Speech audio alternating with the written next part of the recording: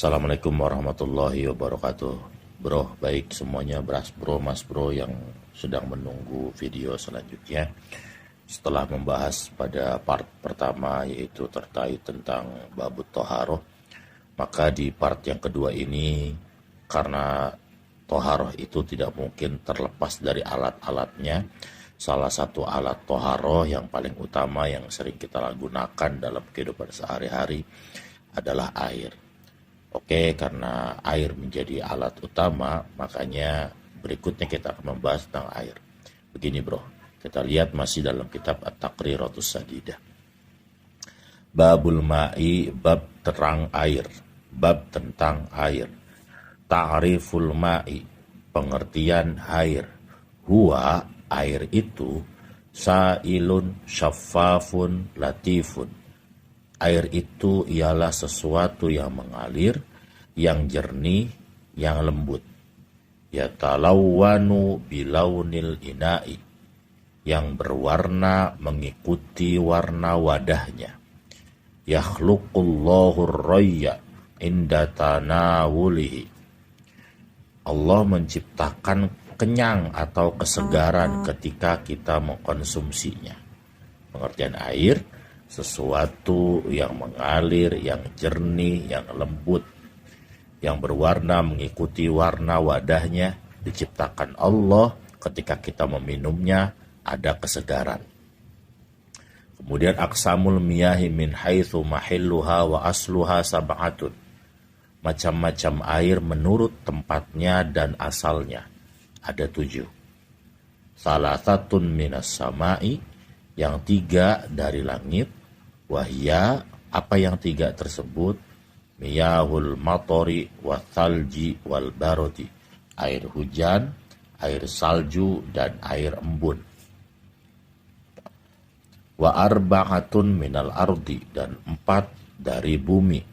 Wahya, apa yang 4 tersebut?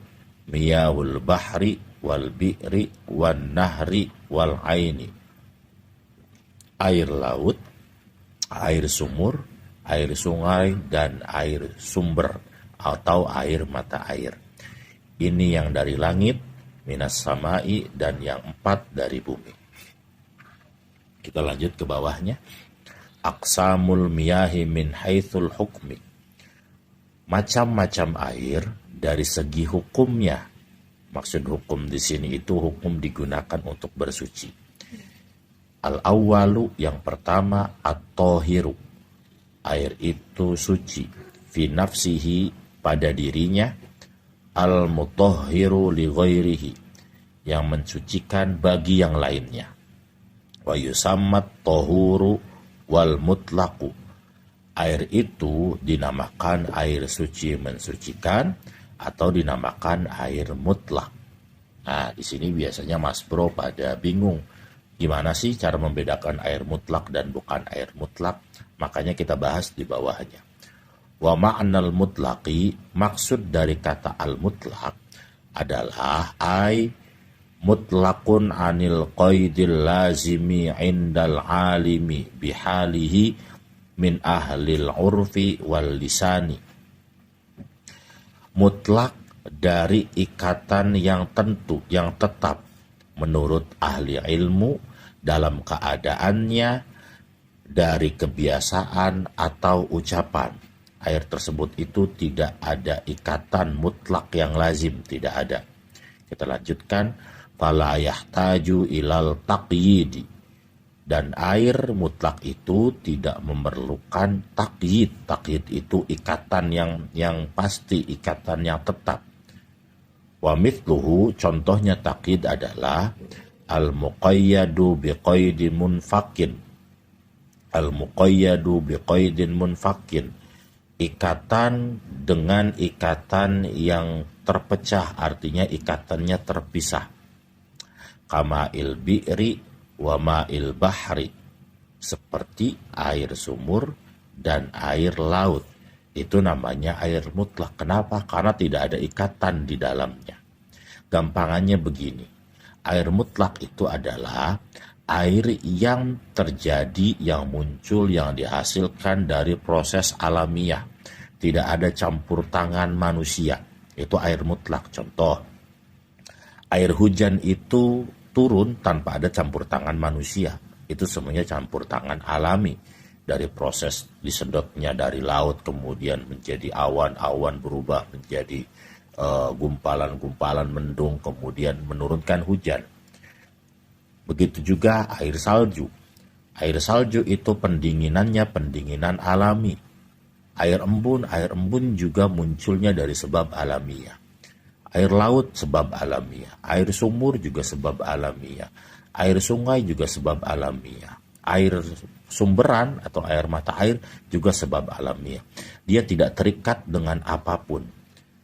Munculnya dia bukan karena sesuatu campuran yang mengikat. Nanti kita akan bandingkan dengan air yang tidak mutlak. Walhasil, yang tadi disebutkan, air sumur dan air laut itu fayusamma ma'an mutlakon, dinamakan air mutlak. Watasihut toharotu bihi, maka sah kemudian kita bersuci menggunakan air mutlak tersebut.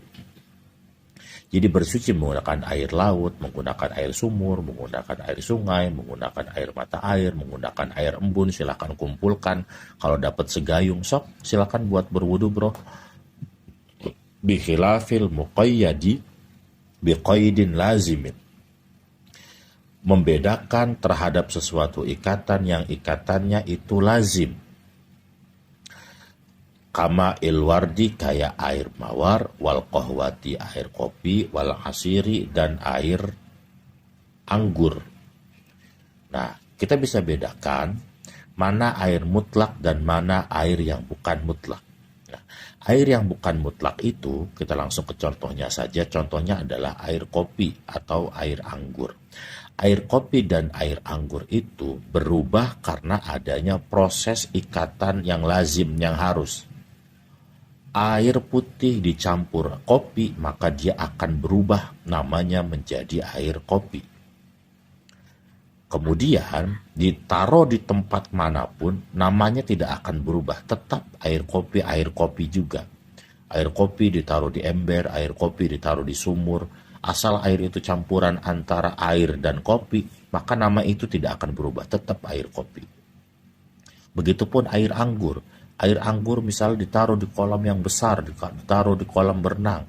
Karena saking banyaknya, apakah air itu berubah menjadi air kolam berenang? Tidak, tetap namanya menjadi air anggur.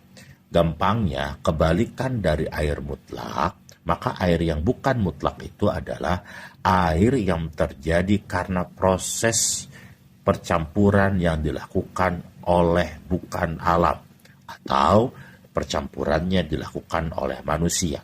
Karena bercampurnya kopi dan air itu biasanya dicampur oleh manusia. Bisa dimengerti barangkali. Kita lanjutkan. Fala yusamma ma'an mutlaqon wala tasihhut toharotu.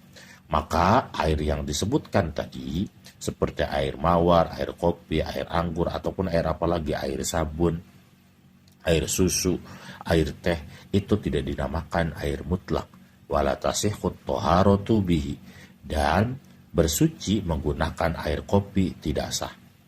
Akan tetapi air kopi dan air anggur ataupun air mawar ataupun air teh, ketika kena baju kita, maka baju kita tidak jadi najis karena air ini suci, hanya saja tidak mencucikan. Sekarang cukup sampai di sini bro, nanti kita lanjutkan di part berikutnya.